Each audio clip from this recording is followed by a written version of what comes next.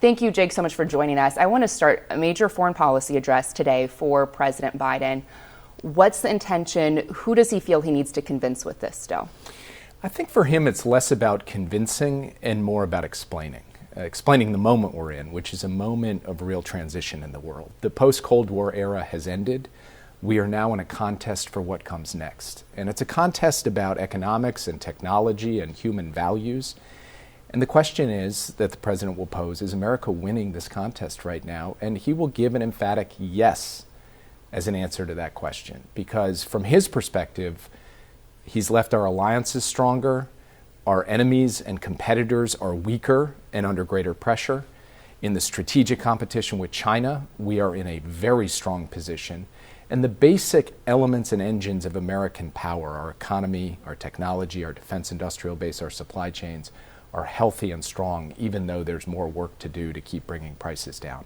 So the president will describe all of that and then say that this is what he is passing on to his successor to continue the work in this moment of change, challenge, and transition in the world, to keep focusing on what matters, which is the health and strength of the United States of America and our friends and allies. And, while you've grown a lot of alliances, you've talked a lot about the strength of alliances. We've seen Iran, North Korea, Russia, China come into further alignment at the same time. So what's his best advice for the next administration on how to handle that? Well, he will address the fact that those four countries have become more closely aligned over the course of the past 4 years. But he will make, I think, a very important point in this regard, which is this is happening not out of strength from these countries, but frankly out of weakness. Russia was running out of munitions and men, so they had to look to Iran and North Korea. You look at Iran today, it's at its weakest point since 1979. It's lost its main proxy, Hezbollah. It's lost its main ally, Assad. It's lost its air defenses. And so you look at both Russia and Iran and you see them decisively, dramatically weaker than before. And we were talking about China. When we came into office, people talked about China surpassing the United States economically by 2030. No one's talking about that anymore because 4 years later, President Biden's policies have put the U.S. in a decisive lead over China, both economically and in terms of the technologies that will define the future, like artificial intelligence. So there is a challenge with these countries, and that is something the new team will have to deal with, and President Biden will describe that. But we have to recognize why this challenge has come into existence, and that will put us in a position to better deal with it.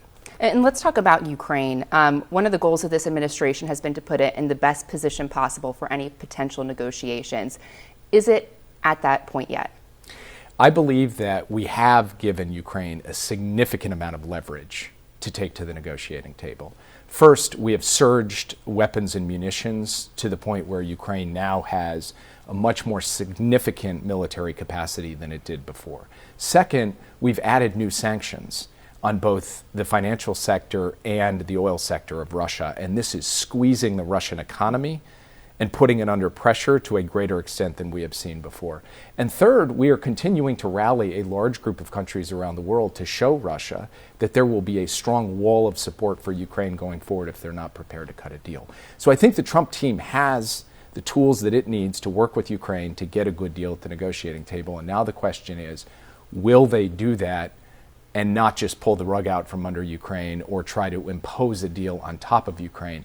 That's something the next administration is going to have to decide for itself. Have you seen any indications from President Zelensky that he's willing to cede any territory to Russia, or that Putin is willing to walk away without that?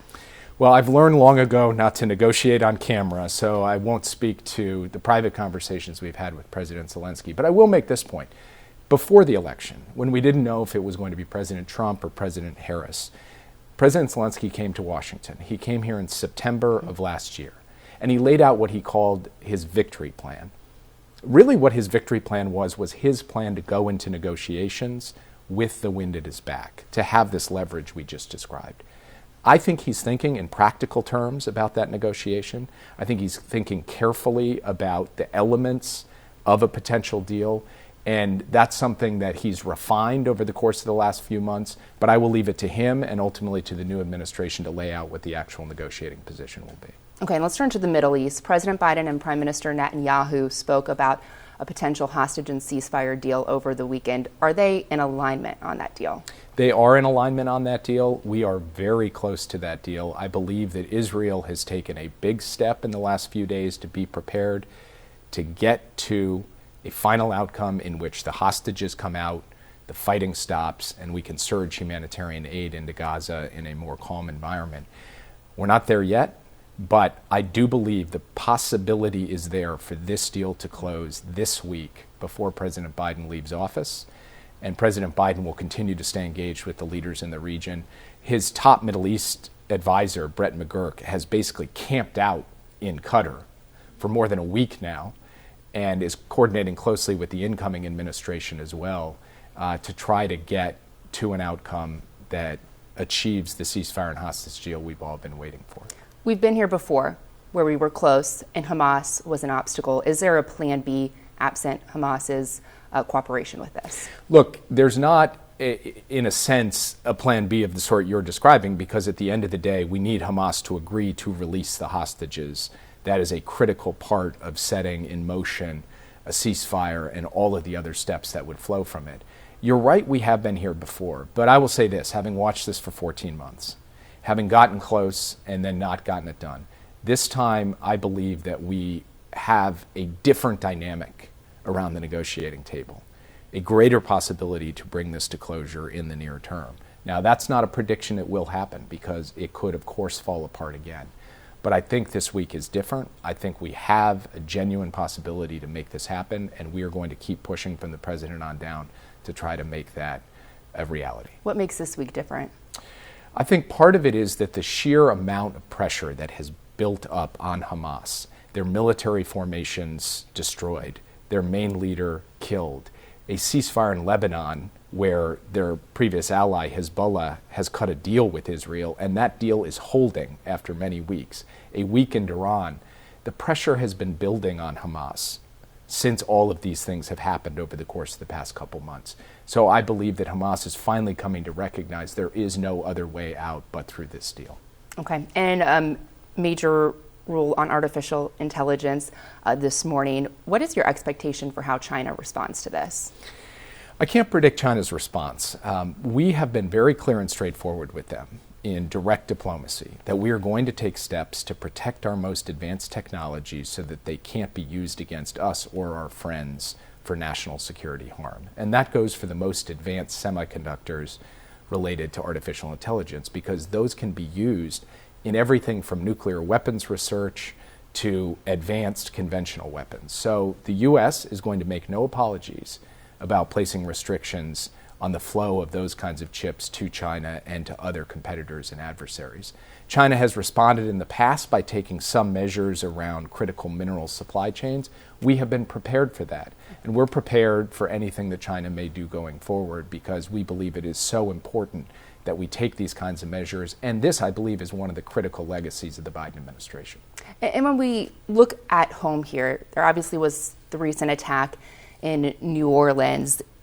Is enough being done to catch people who are influenced by terrorist groups but are not showing up on law enforcement radar? Are domestic surveillance laws strong enough at this point to help catch that threat before an attack happens?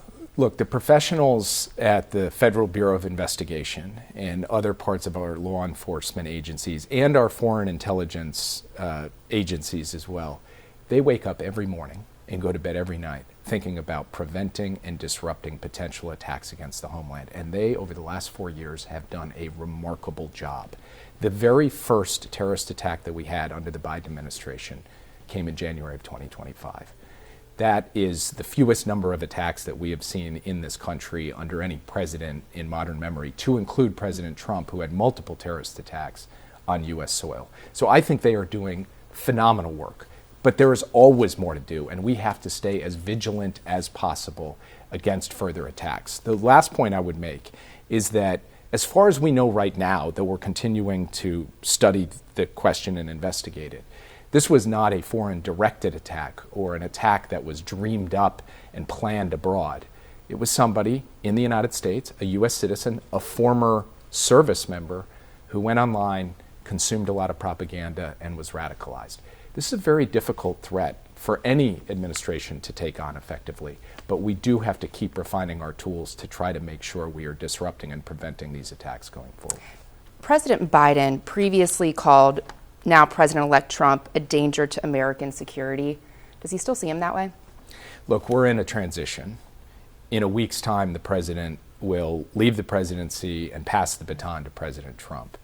From his perspective, he'll have plenty of time to talk about how he sees President Trump going forward, how he reacts to what President Trump does.